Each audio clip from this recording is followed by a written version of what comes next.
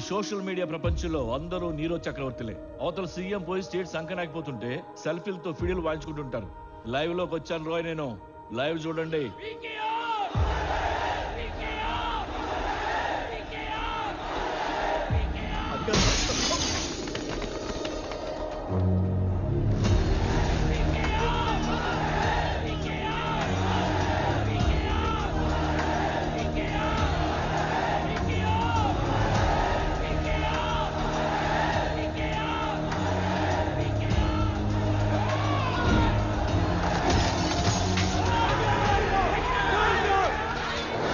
భర్త ప్రాణం కోసం యముణ్ణే ఎదిరించిన సతీ సావిత్రిలాగా జైల్లో ఉన్న నా భర్త నేను కాపాడుకుంటాను. ఎందుకంటే నేను ధర్మపత్నిని. ధర్మపత్ని అంట, వెంటనే చూసేయాలి. Sir, situation out of control sir. ఏం చేయమంటారు? పోయి బంజుడు. రై, నువ్వు ఇచ్చిన చంద్రమతి నెంబర్ కరెక్టేనారా?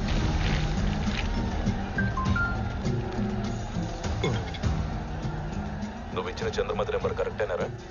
ఏంట్రా ఎన్ని రాళ్ళ చిన్న సైజులో ఉన్నాయి? చిన్న రాళ్ళు ఏంట అన్న? విసురుతో బుల్లెట్ లాగా దూసుకోబోతాయి. ఆల్రెడీ 4 అద్దాలు వలిగినాయి అన్న.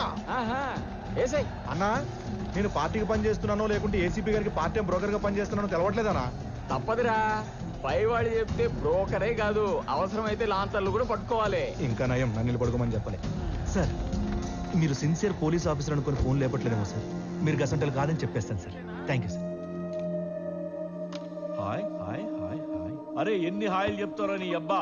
మన స్టేట్ సీఎం పీకేఆర్ పోయాడు. RIP అని రిప్పులతోనే నిప్పెట్టండి, కొంచెం గౌరవంగా ఉంటది. ఎవడ్రా నువ్వు?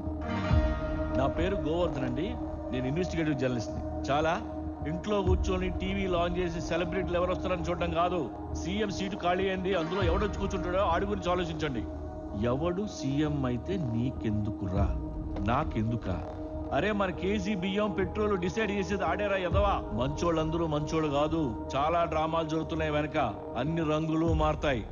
నెక్స్ట్ సీఎం సీట్ లో కూర్చోడానికి ఆల్ పాసిబిలిటీస్ ఉన్న వ్యక్తి హోమ్ మినిస్టర్ మిస్టర్ వర్మ.